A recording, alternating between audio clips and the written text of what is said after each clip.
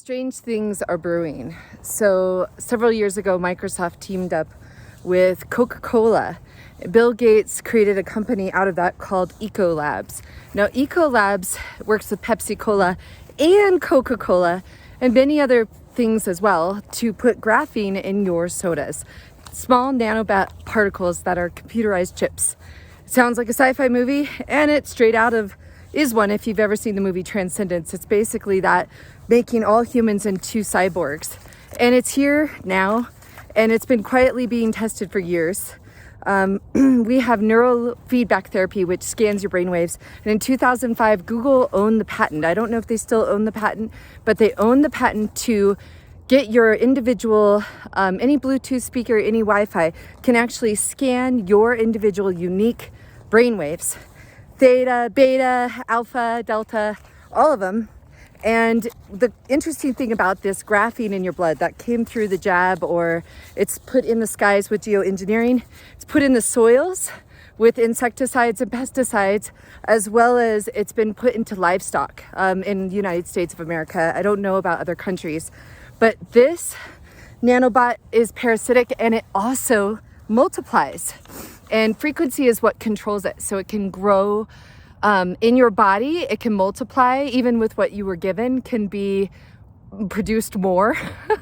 I'm going to put some links about biosensors and the studies done on DNA and graphene in your blood. I'm not sure if they use specifically graphene, but it was Standford in 2013. And they can use even like your Echo or your Alexis to scan your brainwaves and basically completely commandeer your body and puppeteer you. And all of the science is there. So it's in our land, air, water, soil. It's in our food. If I were you, I would really eat non-GMO food right now. I would focus on getting colloidal gold. I might be saying it wrong. And colloidal silver and colloidal copper. But the gold, the interesting thing about gold is it kills these this bacteria in your body, this parasitic fake bacteria in your body. And the other cool thing about gold is it goes through the blood-brain barrier, so it can help your brain think clear. I don't know about you, but I never ever signed up to be a cyborg. And they're using the word transhumanism. Wearables that connect to Bluetooth, wearables that connect to Wi-Fi can scan your brain on a psychological reaction. They've been doing that to our children since COVID, having them do online school through the computer. They've been psychoanalyzing them, any games they play, what are their reactions, what scares them. Amusement parks that have wearables also have a capability for data collection of your individual psychological responses. And there are people that are buying the patents of your own very body and think they own you. So this is like corporations think they own certain individuals. So this is a huge problem worldwide.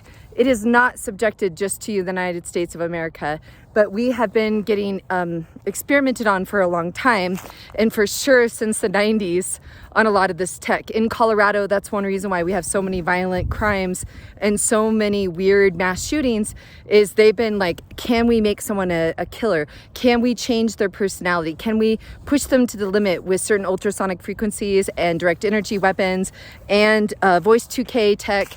All of this is real. And companies also, by the way, in the mini grid systems want to advertise to you while you're sleeping.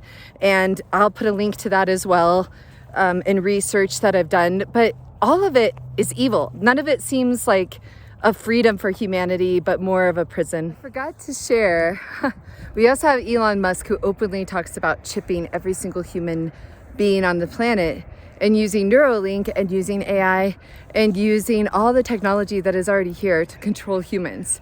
And the way they're going to chip you, because no one would openly agree, yes, please make me a cyborg and please turn me into a part computer for your use anytime you want and erase my memories and do all sorts of crazy shit to me. Nobody would openly say, please, I want that future for humanity. So that's why they're tricking us and putting it in our foods.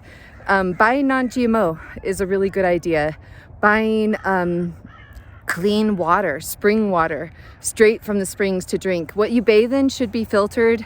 You can detox nanobots with a bath. I'll put a recipe for the bath And remember, colloidal silver and gold and copper, but gold transfers through the brain-blood barrier, whereas the bath, if you do a detox bath, it will get rid of the nanoparticles and the graphene virus that's in your body out through the bath, but not your brain. So if you want to detox your brain, you have to take colloidal silver. It's very, very difficult. I don't think you could get it out of your brain without it. And it's getting sprayed with GeoEngineering. It's in our soils, it's in our livestock. I would make sure that the sources of meat, if you're still eating meat, are very pure, and make sure that you know the farmer or you know the people manufacturing it, that it doesn't have the graphene nanobite technology in it, because they are feeding the vaccine to livestock in the United States of America. I don't know about the rest of the world, but clean food, making sure you know the sources of your water. And we can't really control the air, but we can detox with baths, because that would be something more respiratory, but it does go into the brain.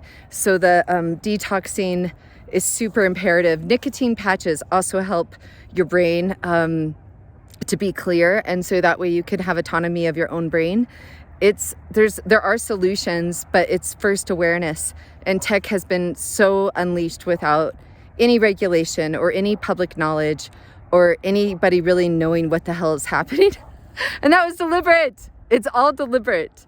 But I'll put some solutions on the link here. I can disrupt an individual from the level of their cell to their system, and disrupt individuals on a variety of levels, from individuals all the way up to the social fabric. Target a specific individual, change or eliminate that individual with very little attribution and trace, and be able to leave prior to any attribution. You're targeting demonstrators, you make them suicidally depressed, and they don't care about demonstrating anymore because they're too upset. With one pulse frequency, you can just make people so suicidal they can't be bothered to act like a demonstrator anymore. All they want to do is sleep or lay in bed all day. There's an infrastructure in place in the United States and worldwide that NSA has built in cooperation with other governments as well, that intercepts basically every digital communication, every radio communication, every analog communication, that it has sensors in place to detect.